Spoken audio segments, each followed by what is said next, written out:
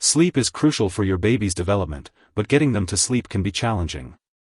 It's normal for babies to cry at bedtime, as it's their way of settling down before sleep. The good news is that babies can be trained to fall asleep on their own. For the first year, it's recommended to share a room with your baby to comfort, feed, and monitor them at night. However, it's important not to sleep with your baby in your bed to prevent sudden infant death syndrome, SIDS.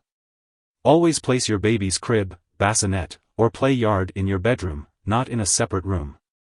Babies up to 3 months old need 14 to 17 hours of sleep a day, including 2 or 3 naps during the day and a longer period of sleep at night. To create a safe sleep environment for your baby, follow these tips. Use a firm sleeping surface that meets safety standards, with well-fitting sheets. Always place your baby on their back to sleep to reduce the risk of SIDS. Avoid overheating by not overdressing your baby for sleep. Keep the crib or bassinet free of toys, quilts, blankets, and other loose items. Let your baby sleep with a pacifier, but don't try to put it back in if it falls out. Avoid smoking near your baby, as secondhand smoke can be harmful, especially during sleep. Watch out for any dangerous items in the crib that could harm your baby. When it comes to training your baby to sleep in, there are a few different methods you can try.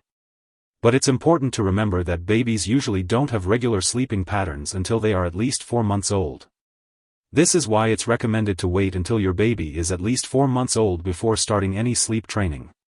Here are some methods you can use to train your baby to sleep on their own. The "cry it out" method involves leaving your baby in their crib and gradually increasing the amount of time before you go in to check on them when they cry at night. The "no tears" method involves sitting next to the baby's crib while they fall asleep, and then gradually moving further away each night until they can fall asleep without crying.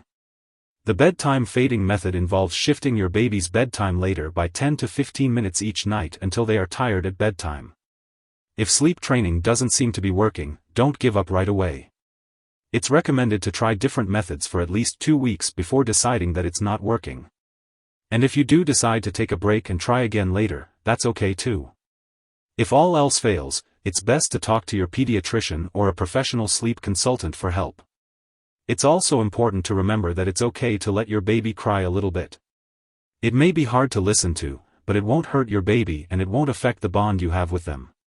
And finally, don't expect your baby to sleep through the entire night just because you've trained them. Just like adults, babies also wake up during the night.